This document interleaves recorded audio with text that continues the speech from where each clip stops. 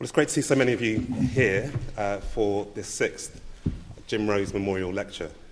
My name is Rob Berkeley. I'm Director at the Runnymede Trust, for those of you who don't know me.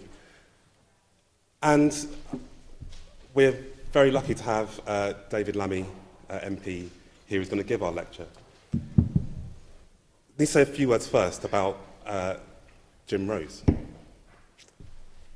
Jim Rose was a remarkable man, a polymath who had several careers, or several phases to his career, from RAF intelligence to Bletchley Park, to becoming a journalist and then leader of the International Press Institute, and literary editor of the Observer.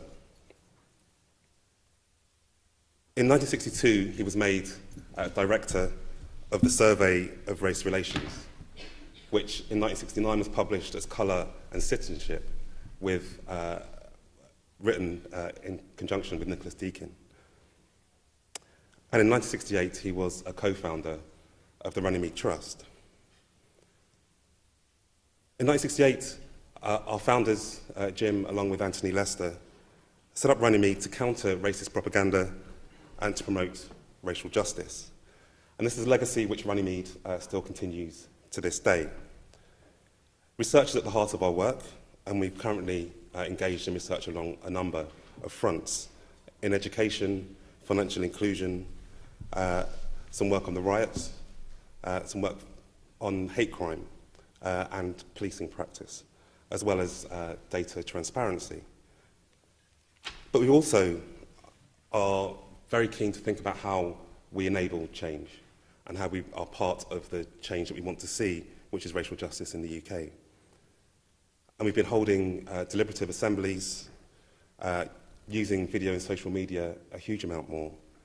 In the last year, we've opened 3 pop-up shops in major cities across the UK to speak to people about racial justice and their hopes for it. We're using crowdsourcing and new forms of data collection to try and get closer to the answers and solutions on racial justice in the UK. And we're also hold the Secretariat for the All-Party Parliamentary Group on Race and Community, of which David is the chair. As Runnymede enters its 44th year, our challenge is to ensure that the struggle for racial justice remains at the heart of our political discussions and political debates. And for that, we need your help and support. It's great to see so many here. There's an overflow room also, full of people who are listening in. And building the kind of partnerships that we need to make the kind of change on racial justice that we hope to see, I think is a crucial task. And there are some little things that you can do even today. So do follow us on Twitter and Facebook and share this discussion much more broadly. The hashtag for this evening is LSE Lammy, so it'd be great to see people communicating in that way. Sign up for our mailing lists and also donate to support our work. It doesn't come for free, and we struggle to get the kind of funds that it takes to have a bigger impact in this area. So our speaker tonight, the Right Honourable David Lammy MP, is MP for Tottenham. Tottenham born and bred. He was elected in 2000.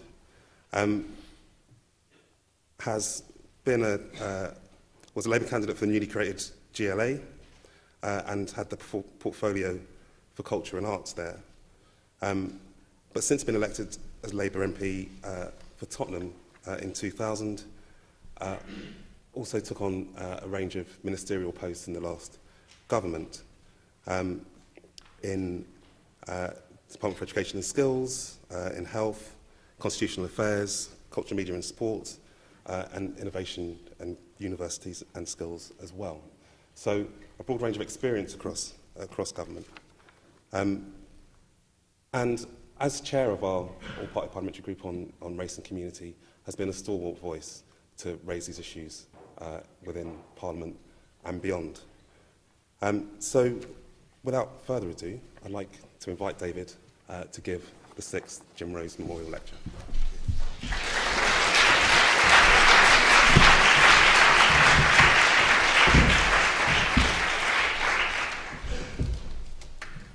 Well, thank you very much, Rob. I'm very, very grateful to be here this evening. I could be in the House of Commons.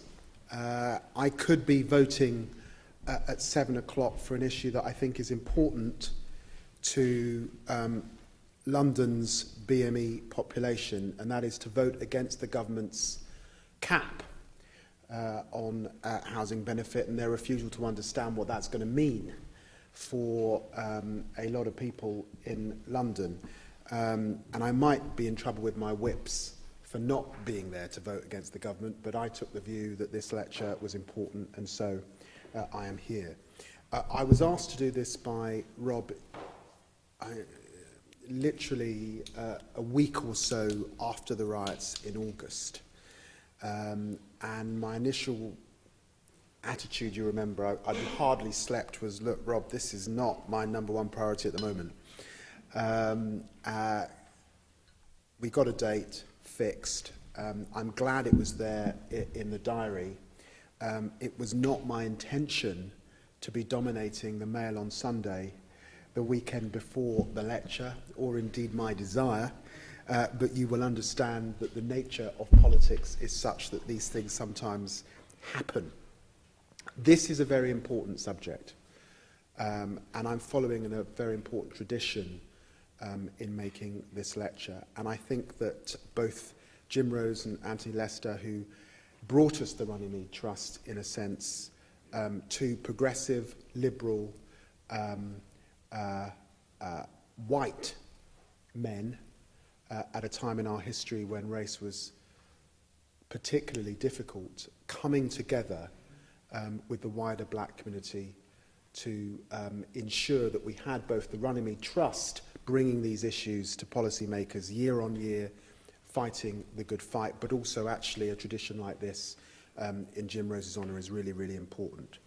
In making this speech, I am attempting not to be completely parochial, just to my constituency in Tottenham.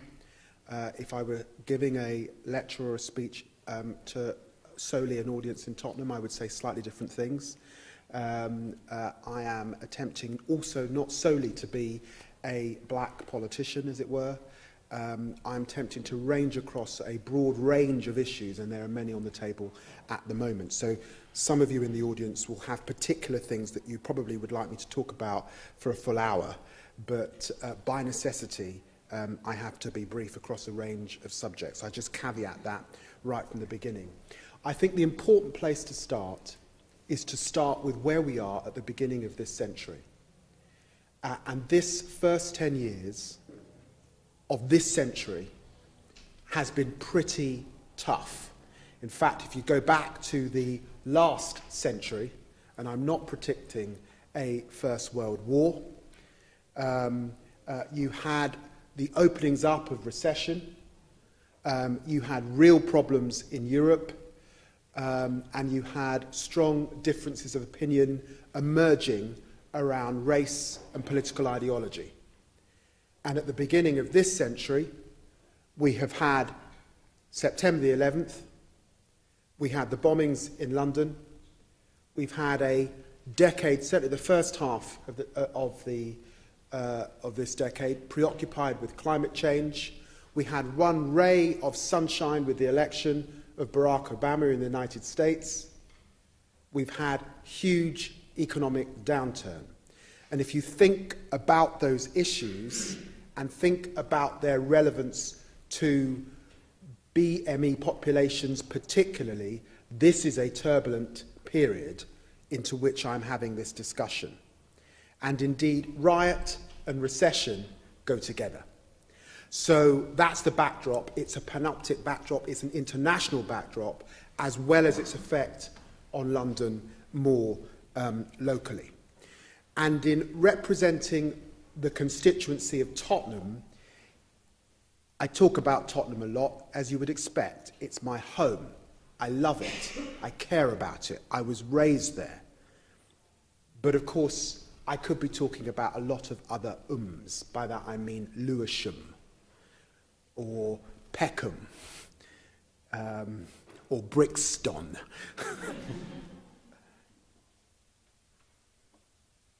Maybe Harlem, or Watts,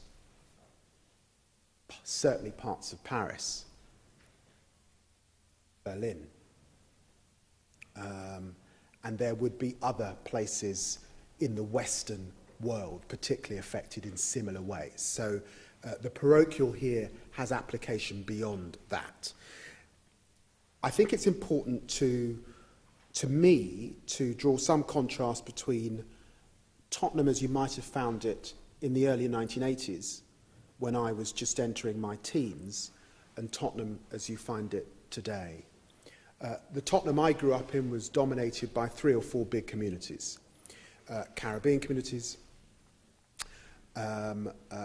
white Cockney kind of former East End communities, an Irish community, and a newly arrived Cypriot, Greek and Turkish community.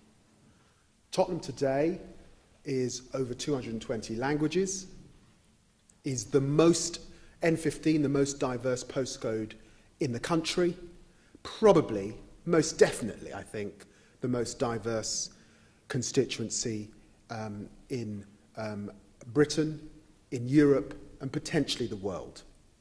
That's important because some of the caricature of my constituency almost gives the impression that it is solely made up of the 3 communities that made it up in the 1980s, and that is not the case.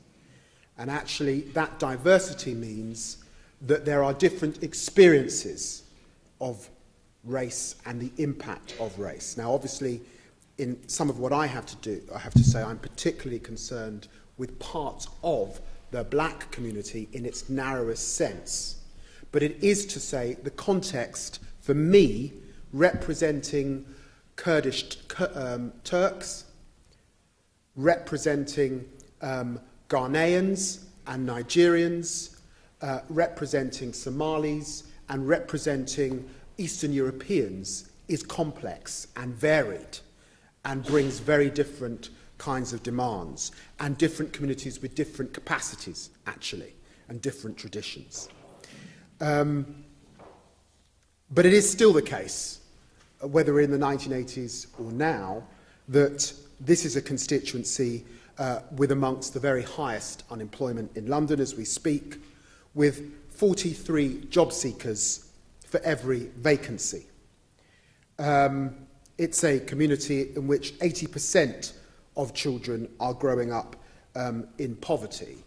It is certainly a community in which this debate that we are having today in the House of Commons about the working poor and about their access to housing is extremely pertinent, because my constituents are usually doing 2 jobs.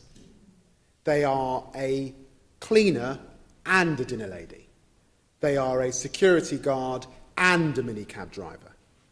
And actually I shall come back to what that means in terms of not just a living wage, but what that means for your ability to be there for your parents, for your children, even if you are doing the very best that you can. And I don't think that that context has changed. In some ways, I think it's got worse since the 1980s. It is profoundly sad for a community like Tottenham, and indeed for our country, that we now have a few places in the country that have seen 2 riots in a generation. And that is hugely sad for the people that live in those communities. For me, it's been particularly poignant on 2 levels. It is hugely depressing to see some caught up in the riots in the 1980s, sometimes imprisoned or criminalised as a result, to see their children caught up in riots 20 years later. When we, on the centre-left, talk about the scars of not getting employment right, of not getting education right, of not getting opportunity right, of not getting the balance in relation to racial justice right, I saw those scars this summer. But it is also a huge problem that despite the concentration on one day in August, the vast majority of people in my constituency stayed at home. 26,000 young people stayed at home. And much good has been going on and is going on in my constituencies, in different neighbourhoods, in different buildings, in schools. In fact, we got the best GCSE results this year, the best A-level results this year. And it's hugely important that in balancing this discussion, we don't stigmatise areas like Tottenham such that there can be only one narrative, only one stereotype about what is possible. And I say that with great sensitivity because I remember what it was like applying for jobs with an N17 postcode and worrying about whether you would be interviewed because people assumed that you were from a tough area or a rough area or you were caught up in the riots and therefore they didn't want you. And that has obviously a huge effect on young people. So I think the context for where we are, despite similarities, is slightly different. It's different because the riots that we saw this summer involved more than just one race. It's different because the issues, I think, behind the riots are more than just about the initial wounds that create riots. It's different because actually the policing, we saw a massive vacuum on this occasion that allowed people to pour into an area from way beyond that area with their own intentions. And therefore, for me, the book that I have written, Out of the Ashes, and let me just get on record, all of the proceeds going to charities in Tottenham, not to me,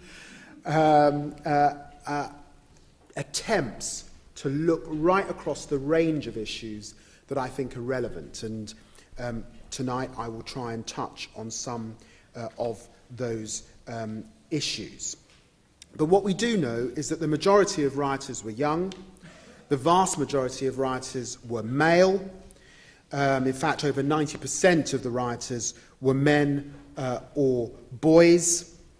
And clearly, with a high, or amongst the highest unemployment rate in the area, this must have been pertinent. And if we look at the stats, despite some of the positives, particularly for parts of the community, we see the double hit. So black people 3 times more likely to be out of work. Black Caribbean boys 3 times more likely to be permanently excluded than their peers. In 2009, despite the progress made in the last government with going to university for young people from inner city areas, and in Tottenham it went up 100%. In 2009, there were more black British students at one London university than the whole of the top 20 Russell Group universities put together. In fact, a young black man is 3 times more likely to end up in prison than in the lecture halls of a Russell Group university. And then alongside that, an underlying issue that I return to, as difficult as it is, and that is that 65% of black Caribbean children are being brought up by a lone parent. This has financial implications, if nothing else, but I'll return to some of the others implications as well. So where are we in 2011? I throw those statistics out to, I hope, give some sense of the complexity, I think, as to where we are. And also to say that, or to push this point, that yes, some of those issues will be down to discrimination and racism, but it is clear to me that not all are. It is clear to me that we are in a place where we have also to look at different levels of resilience, capacity, cultural norm within community, as well as what would be the traditional race dimension. To put this in simpler terms, the two big battles, if you like, on a social justice level of the 20th century were equality and inequality. We have clearly, under the law, made some progress on equality, most definitely, with two Race Relations Acts and with a very different context in Britain to my father arriving here in 1956 and seeing, no blacks, no Irish, no dogs on the doors of some of the housing he would have liked to have got. Massive progress in the employment market as well. So clearly, under the law, there has been progress in relation to equality. And that's not just for black and ethnic minorities, progress for gay men and women, progress for women as well in relation to equality. But yet there's still more to do. And there will be many in this audience that think that stop and search is one of those more to do. There will be many in this audience who will think that the inability for the Metropolitan Police in a diverse city like London to look like Britain is more to do. But equally, in a recession, after a year of growth, or a period of growth, it is also clear that inequality is back on the table, and that we have to be as preoccupied with inequality as we are with equality. And that is inequality for lots of people, whatever the colour of their skin. And then I think alongside inequality, there are broader issues, cultural issues, that I would want to return and to challenge, and that's often to do with modern culture as well as individual racial cultures. But let me just be clear in relation to the riots and racial discrimination. History tells us that riots usually start with a spark. They usually start with some profound sense of injustice. In fact, whether you are looking at Watts in the States, or the Paris suburbs, or Brixton, or Birmingham, or Bradford, or indeed Tottenham, it usually starts with someone dying, usually at the hands of the police. And that was the case, obviously, in the summer in relation to Mark Duggan. And not just the death of Mark Duggan, but what we now recognise as some of the subsequent misinformation that didn't accord with people's understanding of Mark Duggan that was put out shortly after his death. I'm not going to go into detail about the death of Mark Duggan, because it would be inappropriate for me to do that when there is an IPCC investigation looking at that issue, except to say that within the battle for social justice, and looking at those who find themselves the most vulnerable in that battle, it is clear that with 300 plus deaths in custody over the last decade, and really a sense that no one has been prosecuted for that, that feels like a serious injustice. And whilst I think there has been progress since the old police complaints authority that ran into disrepute, it's clear to me that with Tomlinson, with Smiley Culture, and now with Mark Duggan, the IPCC and the confidence it needs to command from minority communities is at a profound turning point, and much is expected of them, and many are concentrating their scrutiny on whether this body is actually the body that feels like it represents all of our interests. And of course, that is because, in a sense, this comes on the back of Scarman, it comes on the back of Macpherson, it comes on the back of the very clear knowledge that black people are 7 times more likely to be stopped and searched, Asians twice as likely, but the arrest rate for those stopped is less, or not even 1% higher than white people stopped or searched. And the truth is, again, this is not straightforward. I do not agree that this is the same as the old sus laws. And the reason I don't agree that this is the same as the old sus laws is because I recognise a pitched battle back in our history in the 1970s, early 80s, between what felt like a very oppressive police force and the black community, particularly black youth. I think today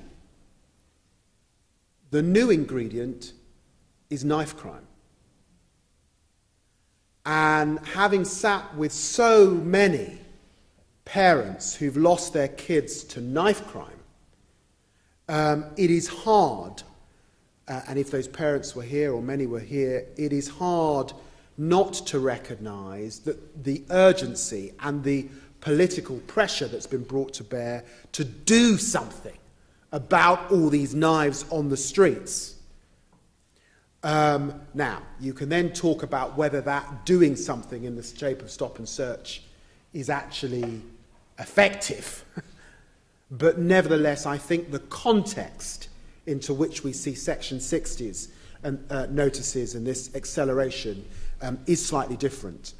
But I also think that what's actually important is that I believe passionately, and I have spoken to the new commissioner about this, and I welcome his new attitude to these issues, and I was here for his lecture a few weeks ago. I believe passionately in a model of policing that is based, one, on community policing, which I think is a major advance of the last decade or so, but 2, also on policing by consent. This is not America. This is not France. Our police do not routinely carry guns. And if you like, police by fear. Because if you've got a gun, it's a very different policing model. We have policing by consent. And I would want to stand up, and I suspect everyone in this audience would, and defend that model. But there is a big but. At this turning point in our history, in this very multicultural global city, looking at this audience here in one of our leading world universities, I have to say an audience that is wonderfully representative of London, you have to ask yourself how you're able to have that model working to full effect if the institution is not representative of the community it serves. And so I think it's unacceptable that with 32,000 officers, we have 868 black officers. That is not sufficient progress. We do need a Met that starts to look more like you would expect if you were on the streets of New York. And that is because you need that inbuilt trust. And let me say also that beyond just racial diversity, I want to see more Londoners in the Met, of whatever colour. Young people, men and women that have grown up in Camberwell, in Brent, in Pimlico.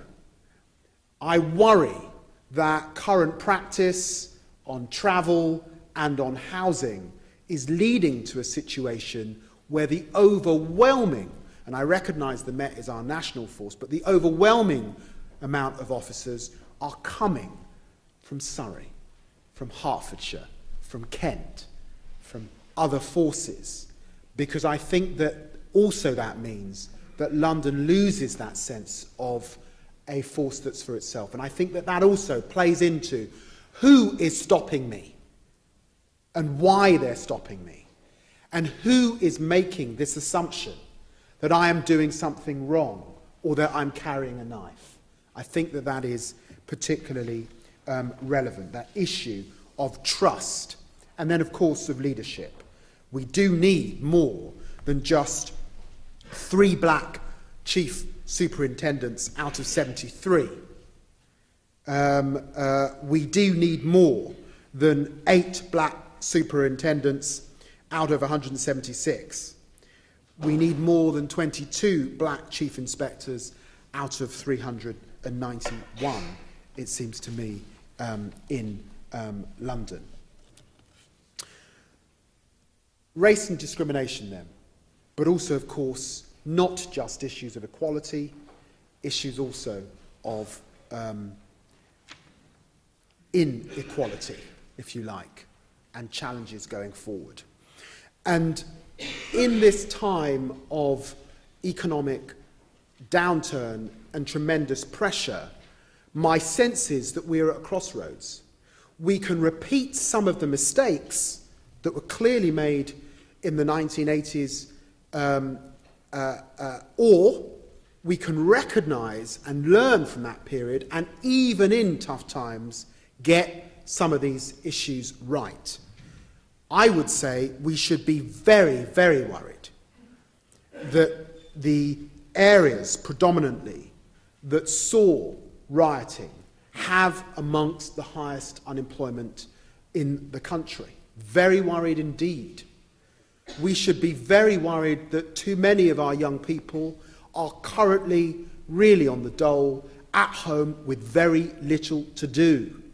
It's not rocket science that when the summer comes, it's not healthy to have young adult men with nothing to do. And it's interesting that in the 2 wards around Tottenham High Road, we have in Northumberland Park Ward, around the Spurs Stadium, the highest unemployment in London.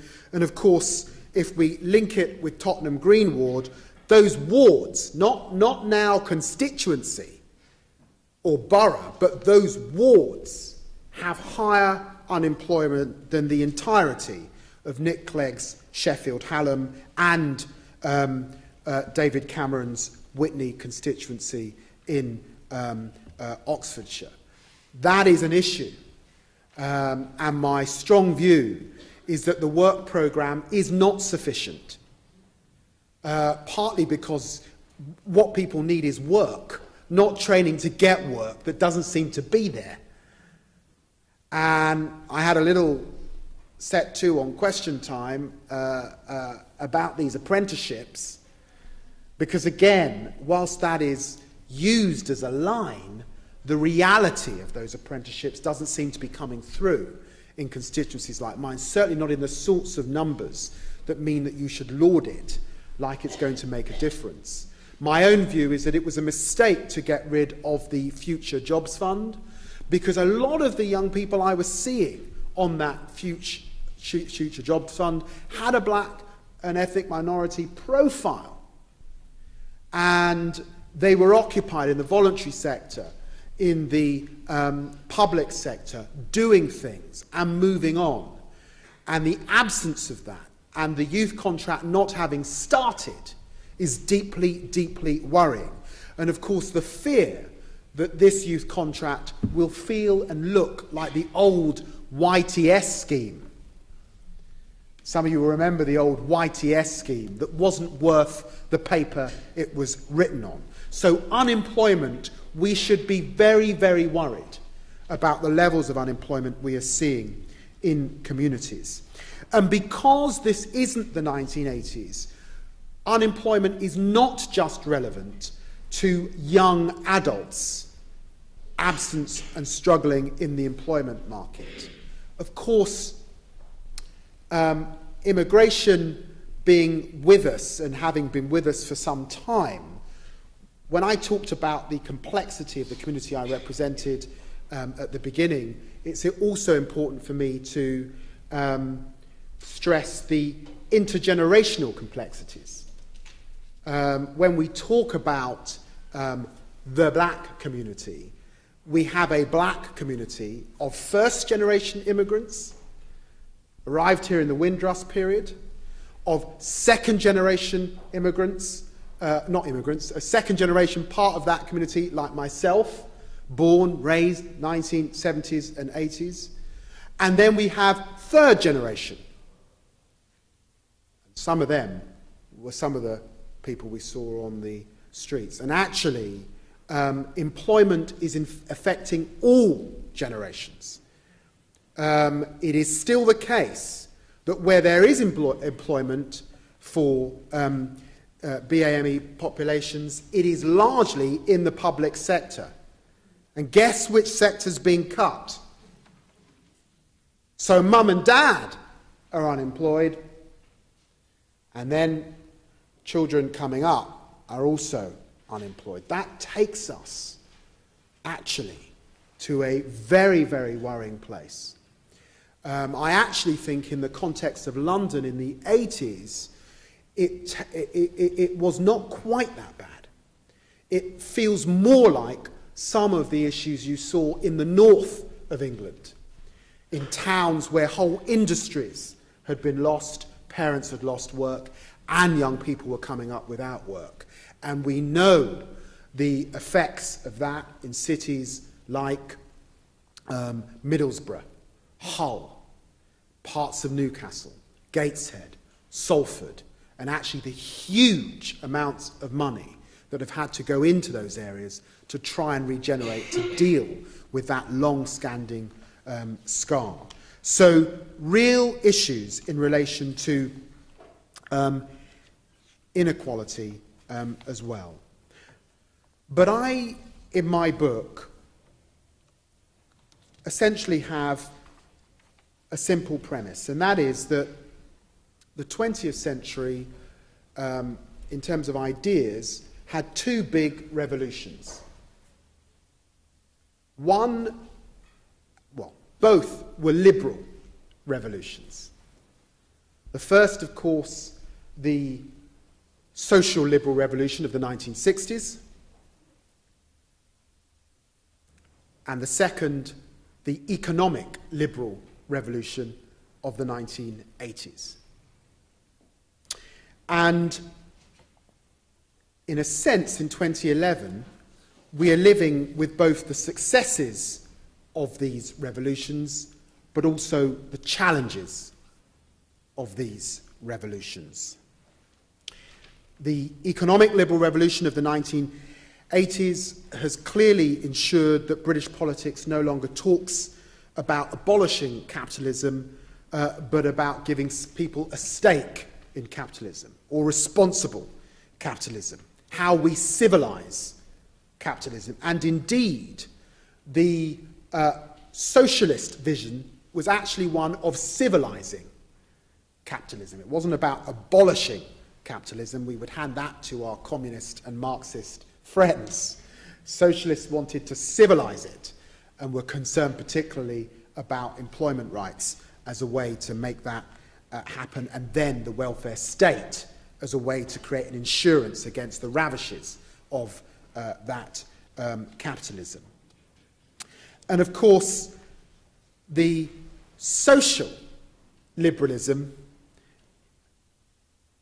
many in this room would feel deeply committed to, because it was the fight against racism, the fight against sexism, the fight. I was being reminded the other day about the first Stonewall marches in London and the beatings that those men and women received for standing up for their rights. I think it was in the mid-60s, and the advances that we have made. So huge progress there. But whilst we are less judgmental of one another, it feels to me in 2011 that we are less compassionate, we are less civil, and supportive of one another. That the two liberal revolutions combined and unchecked have sold Britain short. We may be less judgmental to one another, but clearly we are living in times that have ushered in a new era of hyper-individualism. A my rights culture, seen as the freedom to say absolutely anything you want, however nasty, horrible that is in this new environment. Reducing and a reduction, I think, sometimes around issues of race to solely an issue of language. Let me defend Alan Hansen. Alan Hansen struggling on Match of the Day. You could see his brain working. Shall I say black? Oh, no, doesn't feel right. Coloured. Oops. And a phrase that actually began as a inclusive phrase, may feel pretty old if you're in London to use the phrase coloured, but nevertheless a phrase used at a point in time as a way of not saying other words that were not very nice, like Negro, is then used against him. Diane Abbott, similarly. And what I mean by that is that human understanding that people sometimes make mistakes, and that we have to allow a space where someone can apologise and we can move on.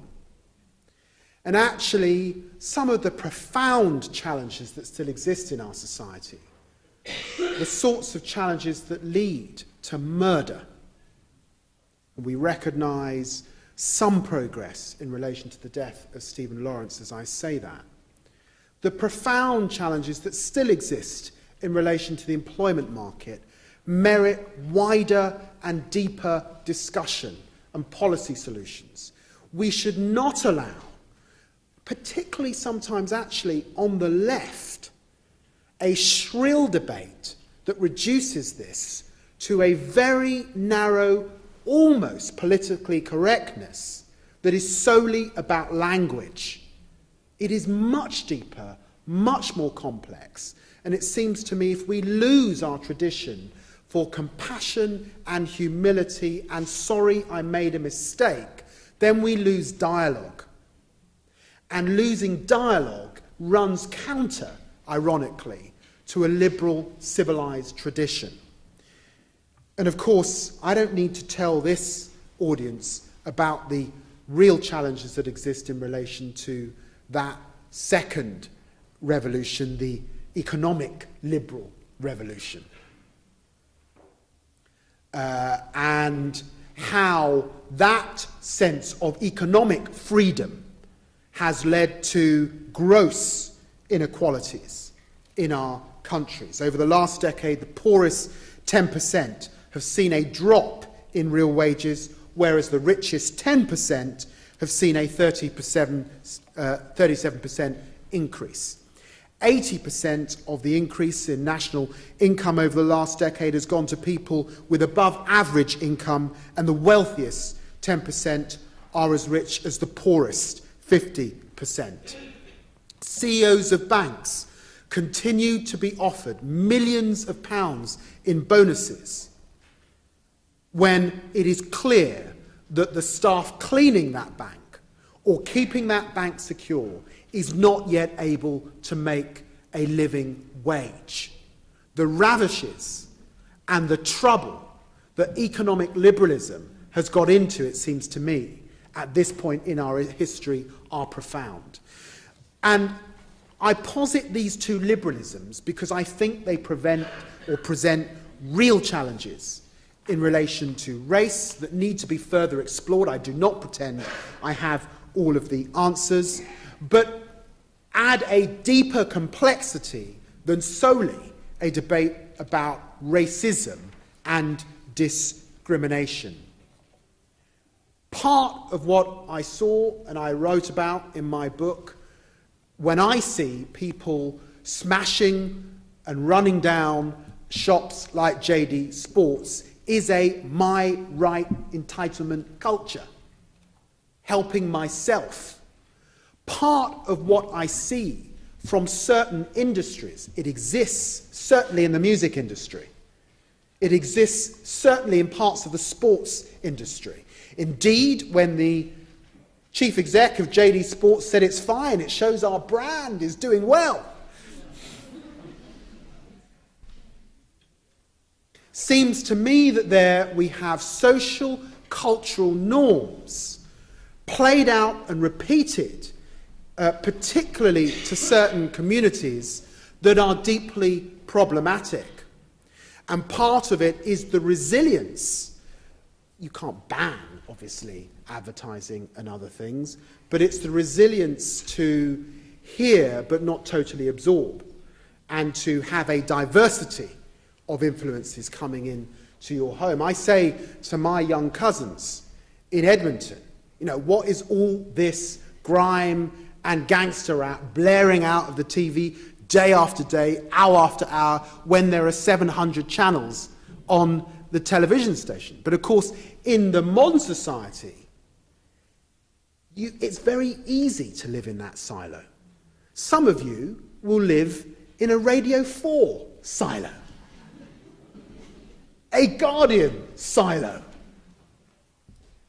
It's still a silo. So that is a new complexity, very different set of challenges to the 1980s affecting our community. And those are cultural. And they feed, I believe, and play on a kind of liberalism that says anything goes. And I'm not sure anything does go.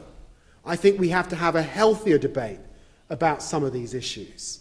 And I wanted to explore that across society at large.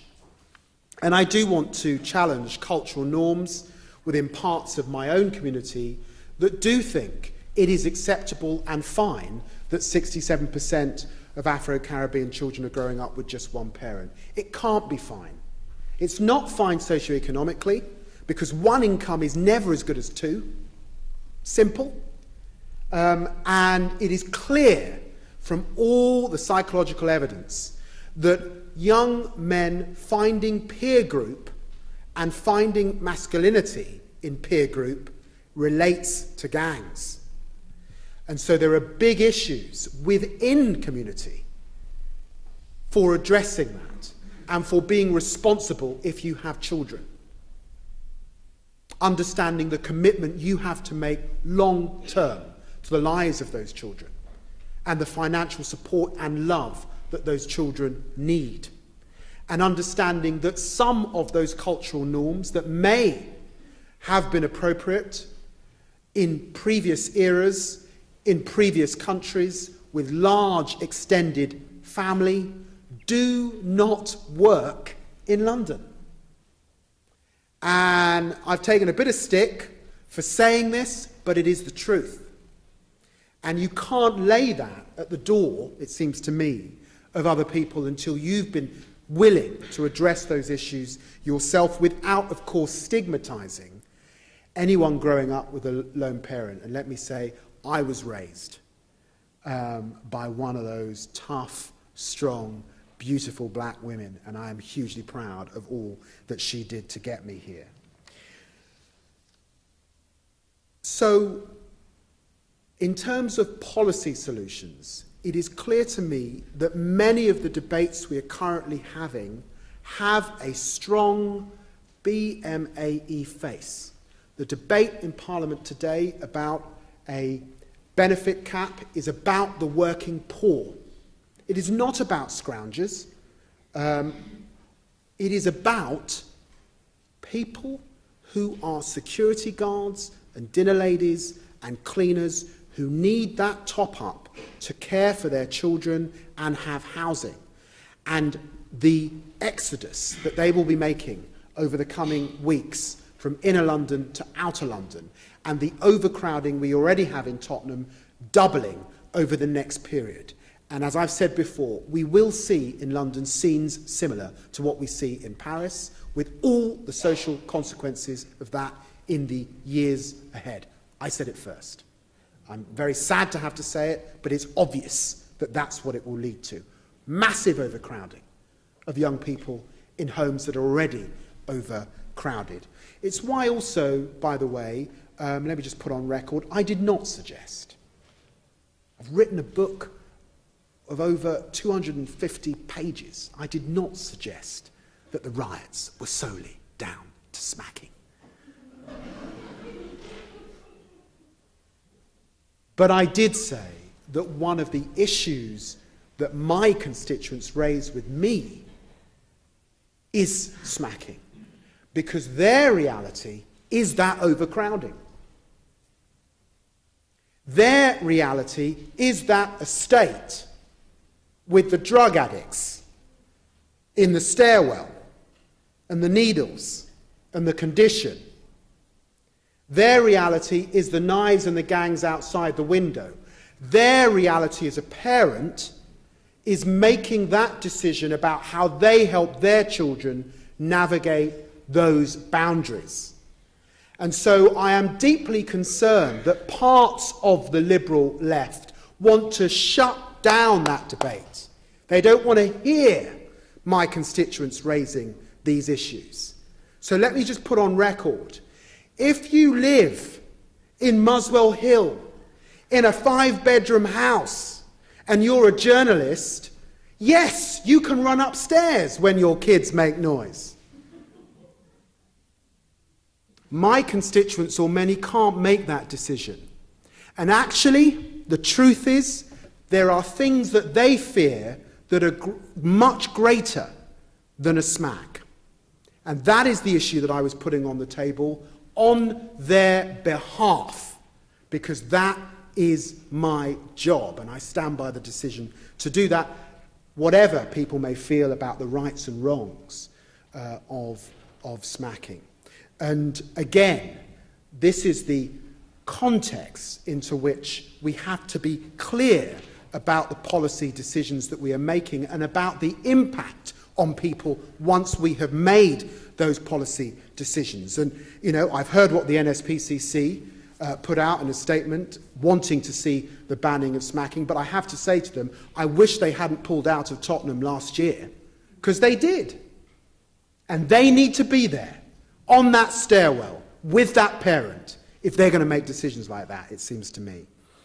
I don't think that we should be handing, as the government is handing, £9 billion of private money, or public land, into private developers' hands, because I do believe that housing remains the critical issue in London, affecting black Asian and minority communities greatly. And we do need a community land trust, ensuring that there's affordable housing. We need a seriousness about the housing shortage in this country, and we need to recognise how relevant this is to the pressure that can build up, it seems to me, in constituencies like mine.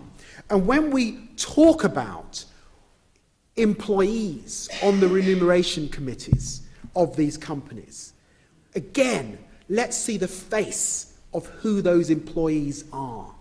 Let's think about the CEO of that supermarket earning 500 times what the cashier of that supermarket earns, and think about who those cashiers are, and think about how we get greater equality, because actually, when decisions are made around the table for who gets what in that company, those with the lowest wages in that company are around the table with those with the highest.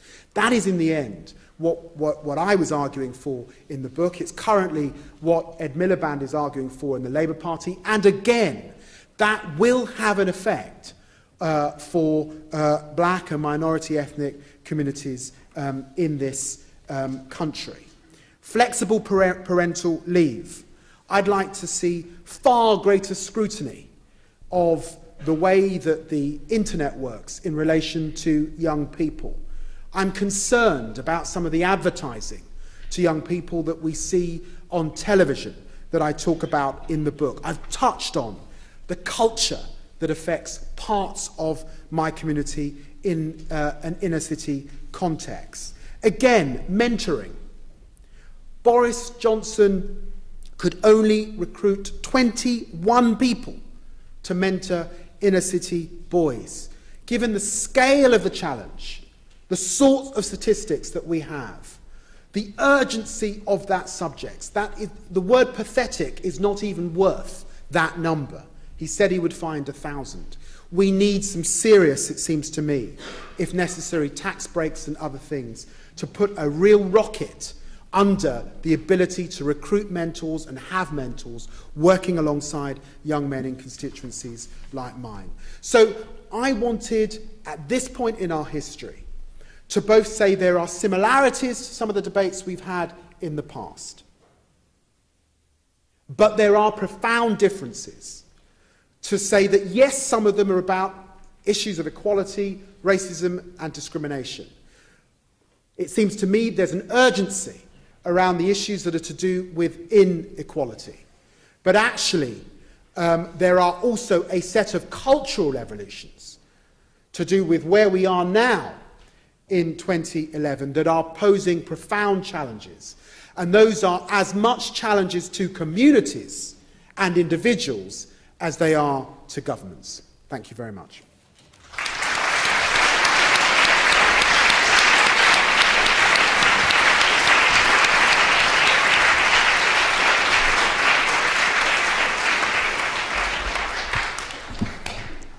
Well, David did promise us a broad-ranging lecture which covered the last 30 years, several areas of social policy. It's full of ideas. We've got about 20 minutes for questions. If you speak for that long, sorry. Oh, no worries. If you could raise your hand,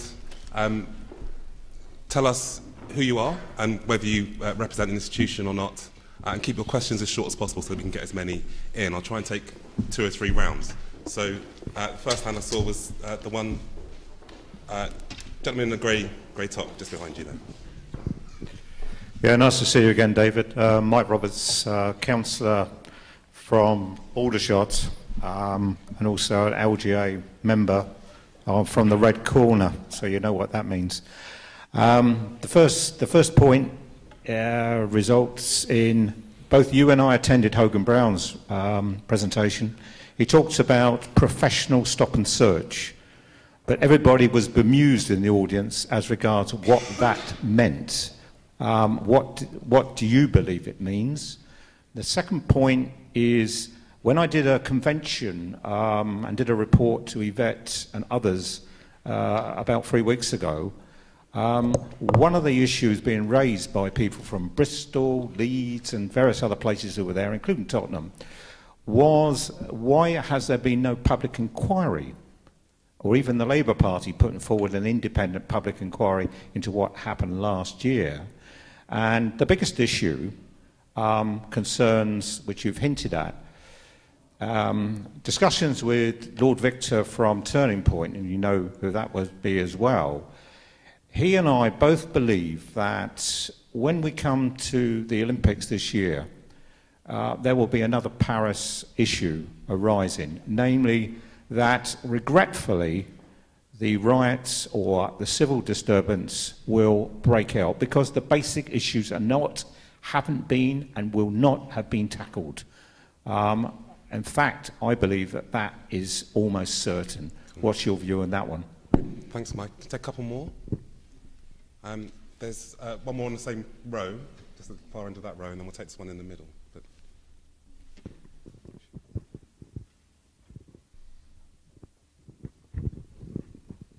hi, my name is Cesar Franco. I'm like nobody, just myself. The question is, and it's going to be very short, you mentioned there might be riots again. Do you predict there might be maybe in a year, 2 years' time? How soon there might be? Thank you. Cool, thanks. Are you going to leave or something? There's a point here in the middle. Do you want to? My name is Roger Goff. I worked for 30 years in the Metropolitan Police and retired in 1993. I'm going to excuse you, Mr. Lammy. I came from Gloucestershire. I'm sorry to intrude on your wonderful city. But in respect of your forgiving phrases afterwards, I forgive you. Let's move on. When I was in training, we had a class of 12. 7 were from Scotland. I don't think we've done too bad. Anyway, I'm here because I'm concerned as well. Let me talk about gangs. There's one not too far down the road who didn't receive the judicial walloping that they deserved over expenses. People look at the media and they see people at the top of the tree getting away almost scot-free. There is the real problem in this country, if anyone was to collate it, would be the corruption of the judicial system. I'd like to know what Parliament is going to do about it. Thank you. Cool. And maybe just take one more from over here and then ask David to respond. So, gentleman here in the hats. Thank you. My name's Ifeanyi Odogwu. I'm a trainee barrister. Just want to thank David Lammy for his pertinent thoughts, and I fully endorse his thoughts on discipline as well. My question is, it relates to something he said earlier about the cap on benefits. While I admit I don't know the structure of what's been proposed, but what's his thought on benefits being up to 30,000 or 50,000 being awarded to some families, and what values does that instill in the youth, and what is the incentive to work? Great, thank you. Can I come backwards, because that was a wonderful point, put very, very well.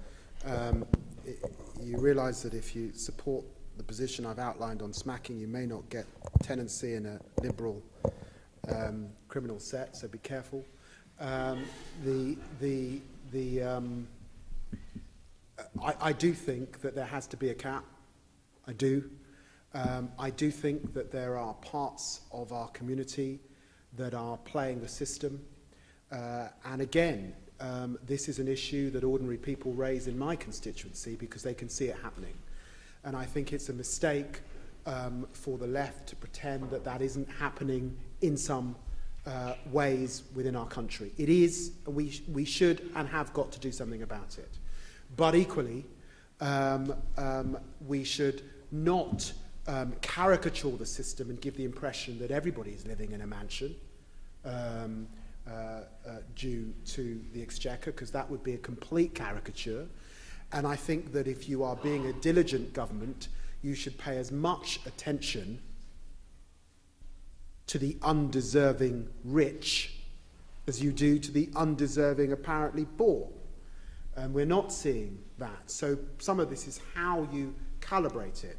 And then when you get into the detail, you've got to be clear that you're not setting up policies that will fail and actually cost the Exchequer more.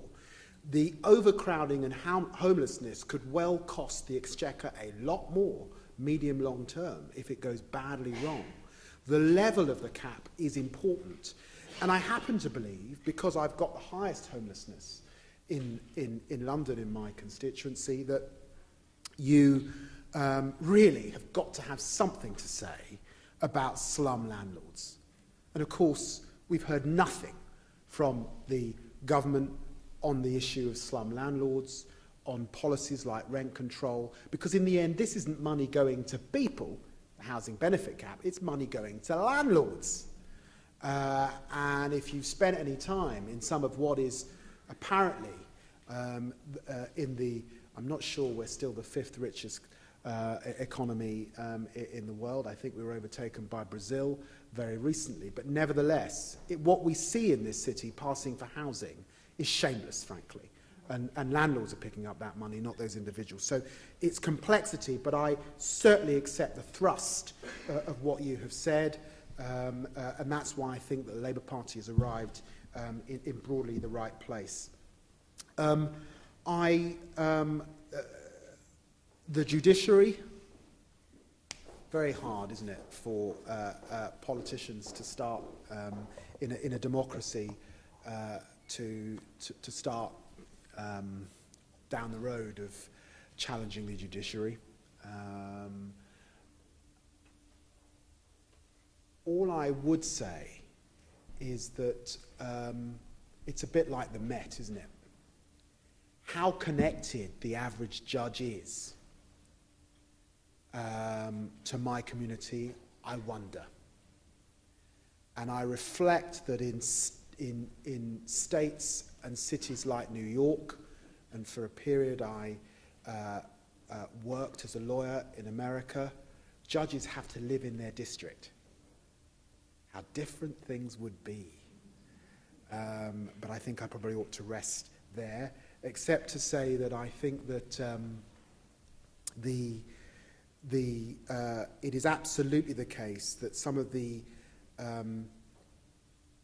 real exploitation of MPs, of bankers, is connected to what I said, is connected to what we've seen by some of the rioters. It's a me culture. And actually, equity and fairness means justice across the piece. So it's fine, it seems to me, it's not fine to open the courts through the night for one group in society, but apparently another group in society gets off scot-free. That is deeply unfair. It seems to me brutally unfair that the banks are too big to fail, but whole communities are allowed to sink without trace. Brutally unfair. And I believe that this issue, this deep inequity, is at the centre, really, of a lot of the anxiety that's growing and building in our country in all sorts of ways. You see it in the Occupy movement, for example. I think what Bernard Hogenhaum is suggesting is intelligence-led stop and search. And we need to wait and see what he means by that. I think he clearly understands that if you lose the trust and commitment of many young Londoners who have never seen a knife in their life, he's going to make policing very tough. But my challenge back is I'm worried now about this them and us that's growing up when people talk about the police. And I'm worried about this slight overemphasis on community reference groups. Because it seems to me if the police were getting right recruitment, they would be from community and plugged into community. They wouldn't need a reference group quite in the same reliant way that they do. Of course, you need that scrutiny, but I worry about that. And of course, the Met is very much a national force. There will always be, and should always be, officers from outside of London in the Met. Absolutely. But it looks like the balance is going completely in the wrong direction. and we just aren't getting enough officers from London coming through, or enough officers that live in London because of some of the changes that were made to police housing. And I think that that is a problem for the Met. That's why I keep raising it. Yes, there should have been a judicial inquiry. We've had the inquiry by Dara Singh and the panel. There should have been a judicial inquiry, but you know what? I'm getting to the stage where Scarman, Gifford, Macpherson, how many inquiries do we need? I just think people want some of this stuff fixed permanently. Let's get on to some new issues. I have to say, I have huge respect, obviously, for those really concerned with stop and search. But for someone like me, this is such an old policy issue. To be arguing about this issue 20-odd years, to have been looking at this issue when I was a law student, you know, well over 2 decades ago, and to it still be on the table feels tired. There are new issues that we need to really be deploying our attention to, and it's deeply frustrating that the system has not understood that, and we still have these old chestnuts that we still keep coming back to and still making a mistake in relation to. Cool. Time for one more round of questions, and those upstairs as well. So while you make your way over, take one from down here. There's a young lady there in the grey top, I can see. Yep. So we'll just have this question first, and then we'll come to you upstairs. Cool. Hi, my name's Rakisha. I'm 15 from Waltham Forest. I just wanted to ask, like, I know you've said a lot about like what you know is going on, and a lot of things like you know that the cuts and everything, and about the streets and areas and all that. But what exactly are you planning to do? Because as a young person that spends a lot of time in Tottenham, I'm in Tottenham nearly at least 3 times every week. So, and I'm on those areas that you're referring to. So, what exactly are you planning to propose to change the area? Thank you. Question upstairs. Hi, thanks. My name's Francesca. And you touched on this a little bit about police representation, but in terms of parliamentary representation, in terms of representation in Parliament, it's only about 35% BAME, and in London Assembly it's even less, like around 15%. And you mentioned Barack Obama, and one of the reasons that he won was because the Democratic Party actively reaches out to young people and ethnic minorities. And I was just wondering if you could share with us a little bit about what's happening at a community level in Tottenham in terms of enfranchising the youth and minorities, and also people who are economically marginalised, and also what the Labour Party is doing too. Thanks. Thank you. So just a couple more questions down here. So, this gentleman there in the white jumpers, had that for a while, and then we'll try and come over to you guys over there. I'm Luke, and I'm a student. I was just wondering, with regards to the recent with regards to the recent overcrowding in prisons and the number of reoffenders that were reoffending in the riots, do you think the government is still adequately doing its role in preventing reoffending? Let's wait for the microphone. Can we have a number of hands over here? We take a guy in the blue jumper in the middle there. Hi, I'm Kola. I'm a first-year medical student at KCL. And my question to you is, you've put yourself in a position where you are probably the most prolific politician representing an ethnic minority in London. I think Diane Abbott would take issue. Okay. But do you have any aspirations to take your impact not just in the Tottenham area, maybe to running for Mayor of London or a more sort of prolific job in the Labour Party? Because I think that would significantly help in the I thought you problems. were a medical student, not a journalist. Cool. So let's respond to those. Good set of questions.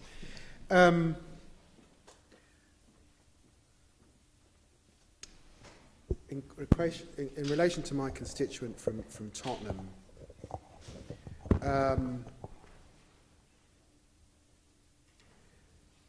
This is a time in which I, as a member of the opposition, have influence. You know, I do get to speak to the Prime Minister. I do get to speak to the leader of the authority, Haringey. I do absolutely have a hotline to the borough commander and to the Met Commissioner, but I'm not in power. I'm not in power. And so this is a moment that relates to the second question. This is a moment where one of the reasons why I didn't accept a job in the shadow team for my party is because I didn't want the burdens of collective responsibility at this time. I wanted to be able to speak my mind. And the truth is the Labour Party needs to quickly discover what it means to be a movement again. Because a movement is not just about the leader of the Labour Party. A movement is about the thousands of people that stand behind that leader. It's a movement for change, and we need change in our society. I worry that some of the issues, some of the social cultural changes I talked about in my speech has led in some ways to an atmosphere of entitlement amongst some young people. You know, in a period of growth, you can expect to come out of university or whatever, and there is a job for you. That has changed. And this is a community where it's not just about what can you do, David Lammy, it's what we can do together. And I have to navigate the corridors of power as best I can on your behalf, but we have to do it together. My number one position on Tottenham is simple. We have seen a lot of regeneration in the East End of London. It started with Canary Wharf, it's continued with the Olympics, now Boris is talking about an airport. And in Tottenham and Edmonton, we have had none of that, and it has to stop. And that's why I insisted that Tottenham Hotspur were not going to move to Stratford. And I'm very pleased that they are staying. It's not just about their new stadium, it's about almost £1 billion worth of investment that we need in the area. And my number one ask to David Cameron was jobs. Can we have a big public sector employer in my constituency? I'm talking about a passport office, a students' loans company, something that shows public sector commitment, because that's what we need, jobs in Tottenham. I think that in the Labour period we did a lot on public services, hospitals rebuilt, schools rebuilt, real emphasis on standards. So I think on the public service side, Labour can be proud. More to do, but we can be proud. But obviously there are wider issues around regeneration. Sadly, there are deep, profound issues in relation to our economy. These are bigger issues than Tottenham. Because even under the Labour government, we had a structural unemployment problem with some young people. We used to call it NEETs. It existed even in growth. And we haven't fixed that problem. And you don't have to be an economist to know that Europe is in deep doo-doo. What is Greece going to make in the 21st century? Spain, 50% unemployment and rising. Italy in recession or moving into recession. France down-rated. Our economy flatlining. This is a problem, a big problem for Europe. And it will be the poorest areas of Europe, including my own constituency, that bear the brunt of that. So part of what I have to do as a community leader is talk about and encourage quite a lot of resilience. Many, many of London's communities come from very resilient cultural communities, white and black, entrepreneurial communities. We have to look also to ourselves and what we can do for ourselves. Because in a time of austerity, as much as I can argue for investment, the truth is we have also got to recognise that we ourselves have to try and do things for ourselves. As my mother would say, you have to hustle, you have to get on with it. So massive regeneration in Tottenham is necessary, but I don't want to underscore how tough the context is. talked about the Labour Party. It's got to be a movement again. It's got to reach deep into community, and if it doesn't, it won't be re-elected. Simple. My view is the Labour Party, at its best, is the best collective vehicle for progressive action in this country. At its best. It's a load of other things at its worst, but at its best, that's what it is. And that moment comes in waves. We have to rediscover that for a new generation and a new period. There's a sense of urgency, the speed at which we discover that. I'm not a politician that thinks that my party is the font of all ideas. I actually think that there are some great ideas in other political traditions, including the Conservatives.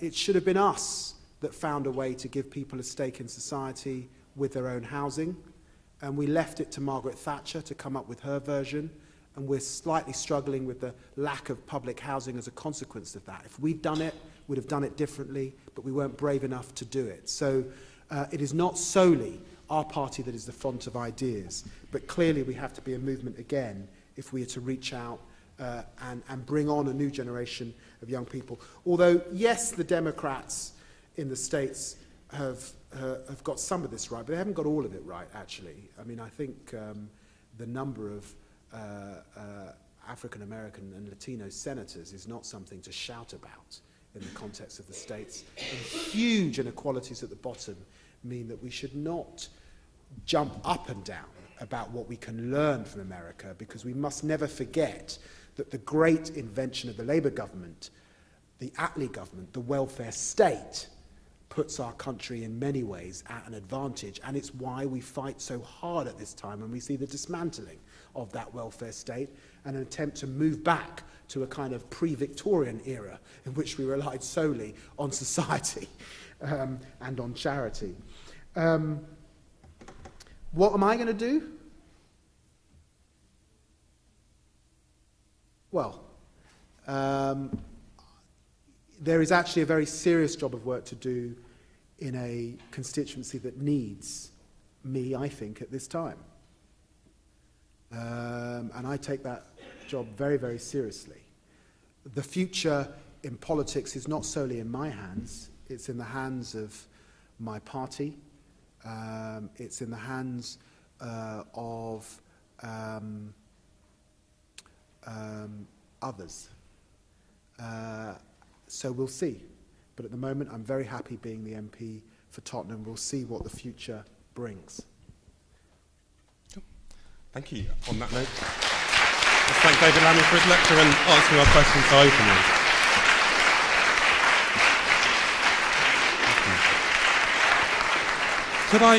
Could I invite Mr. Clive Jones, our chair, the chair of Runnymede, to just to close off the evening.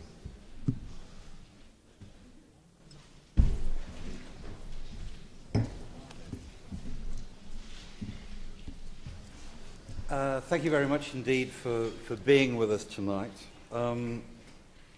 Jim Rose and Anthony Lester founded Runnymede back in 1968 to nail the lie that is racism. And it's been great to see David, continuing with that radical tradition tonight and continuing to nail that particular lie.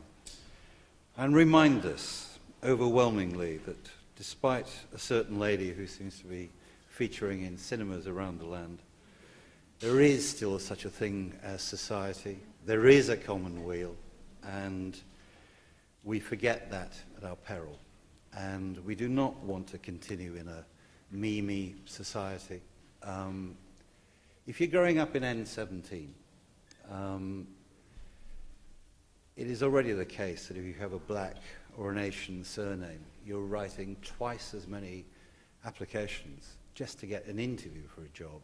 In N17, it's not twice, it's 3 times, it's 4 times, it's 5 times.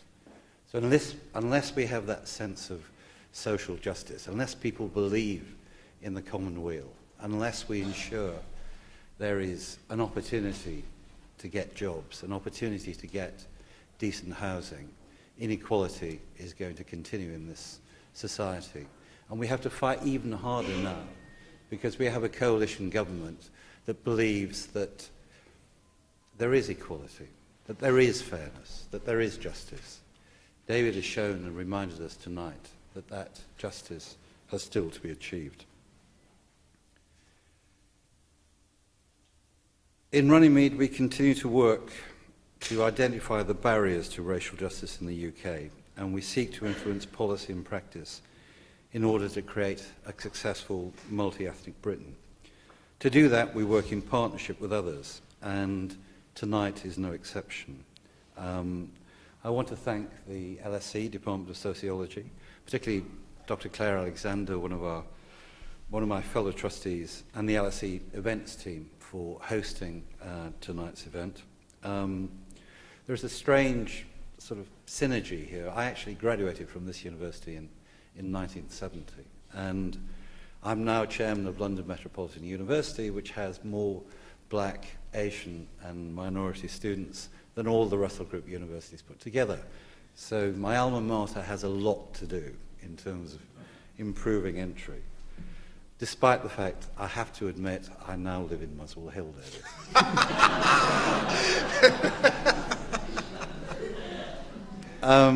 I particularly want to thank David Lammy and his office and his bravery in actually coming here tonight, because the whips are going to kick the shit out of him tomorrow.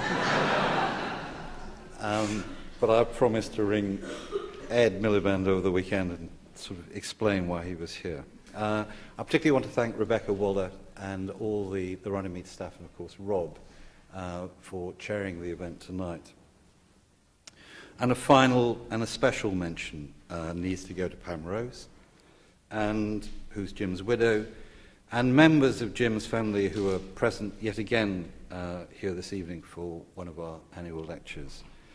Our continued connection to Pam and her family is a reminder of Jim's enduring contribution to race relations in the UK, and an inspiration to continue the mission that he began to achieve racial justice for all in our society. There is a lot to do, as David has reminded us tonight.